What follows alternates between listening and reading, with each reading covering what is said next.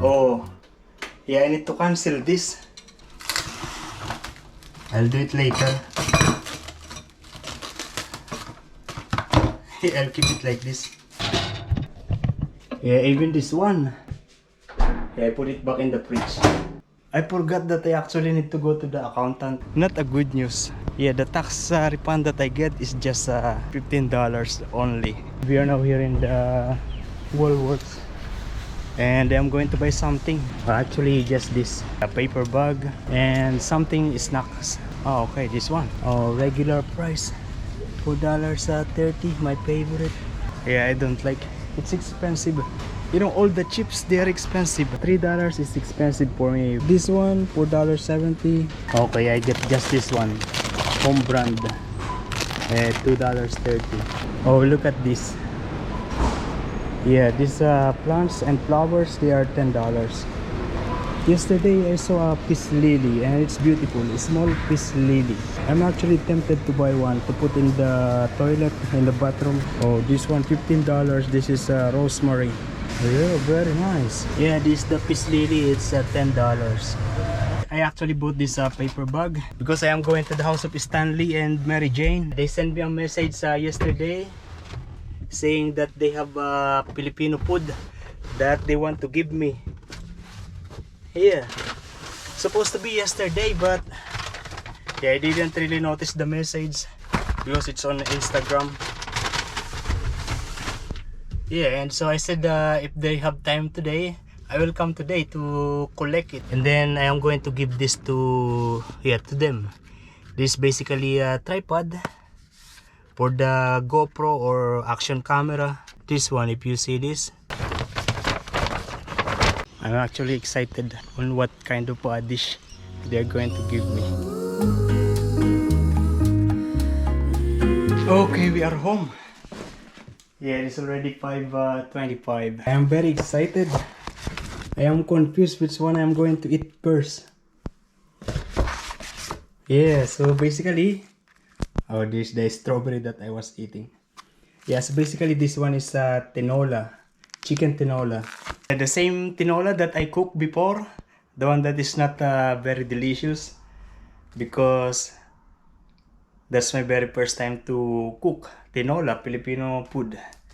And since they are professional, I mean, yeah, they love cooking. They always cook Filipino food. And for sure this one is very delicious. Like the real Filipino. Yeah. And another thing is Filipino spaghetti. This is also a strawberry, the one that I was eating. Yeah, this strawberry is just from their front yard. They have a small garden. I'm going to eat this first because I don't have enough price. This one is actually my lunch. Already 5:35. No, 5:27. But still, this is my first meal. And I'm going to eat it here in the takeaway container. This is actually cold. And it is delicious even if it is cold. As in coming from the fridge. Because I remember when I was living with my relatives, with my cousin in Cainta. Yeah, they are usually putting spaghetti in the fridge, leftover. And yeah, my niece and nephew and me, they eat that spaghetti cold and it's delicious, just like this one. And if you remember last time I did camping and I cook Filipino spaghetti. Yeah, this one is more delicious than that. So the Filipino spaghetti is a little sweet compared to the Italian spaghetti. Actually, I want to experience the hot one. So I'm going to put in the microwave for a little bit. Because hot and cold, they are two different experience when it comes to eating food.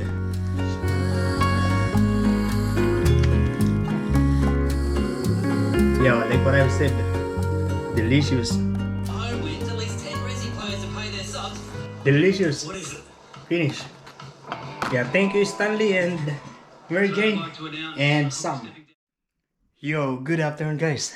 Yeah, it is already 8 minutes to 3 o'clock. And this is my uniform. And I'm very excited to eat the tinola. This is the one. Oh, but I actually still have this egg that I am supposed to fry yesterday. So I'm going to fry it now. And it's ready. And I'm going to put it in the bowl. Not in a takeaway container. So that... Yeah, nice. Yeah, it smells so good. Good afternoon, guys. Yeah, we are here in the car in McDonald's. Because... yeah, today it was very tiring at work. Yeah, busy. And that's why I'm feeling tired. And so I'm going to reward myself of McDonald's. And we are now here at the beach. Yeah, nice weather today. Actually, it's hot when you are under the sun. But in a shaded area, it's just good. And this is what I got. Yeah, I have this one. This is delicious. This is going to be the second time that I'm going to have this. And another thing that I have is this Big Mac.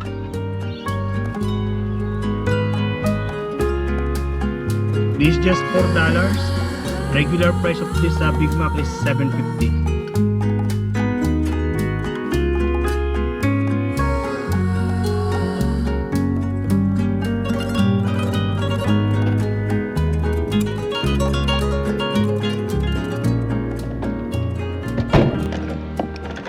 Okay. Yeah, I'm going to do some pull-up, chin-ups. Oh, but wait, let me show you first these things. Yeah, there are many blocks one. Yeah, you see those? Blocks 1, 2, 4, 6, 8, 10, 11. And there are other groups on that side. And there are many people here, they are relaxing. I'm just going to do some pull-up, chin-up here.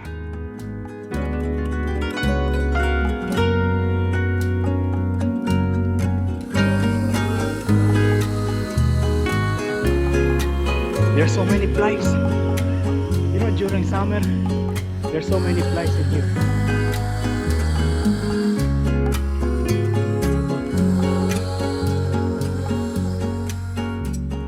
I'm going to get my water. If you can see that van on the other side, that is a Volkswagen Crafter, if I'm not mistaken. Yeah, she stopped there and put a table on the side. Yeah, like on this side, and yeah, she's relaxing over there. You know, there is water here, tap water. So basically drinking for the dog and also for shower if you're coming from the street, from the water. I don't know if this can be drinkable. Maybe it is not drinkable. Yeah, I don't know. Good thing I have my own tap. I have my own water in the van. Feels good every after the pull-ups. Yeah, you really feel it here.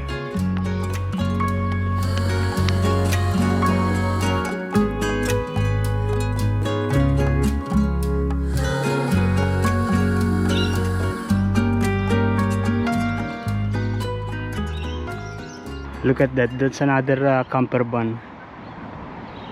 Yeah, I like that kind of camper van because inside you can stand and walk inside. The sun is setting on that side. Yeah, really nice. And yeah, there's a lady paddle boarding. And yeah, a lot of people that side. And there's some beautiful flowers here, especially this one. Good afternoon, guys. Yeah, I actually just wake up. Instead of going home, I actually sleep here at the back. Yeah, because I have a body pain here. Yeah, also the bicep and also a little bit on my legs. The reason is because of my workout yesterday. This usually happens whenever I do some pull-ups for the first time, or whenever I do some exercise, gym, for the first time after a long time. I'm going to make a follow-up workout.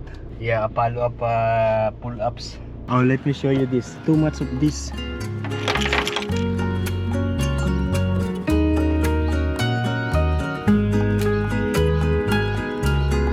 Yeah, it's really painful.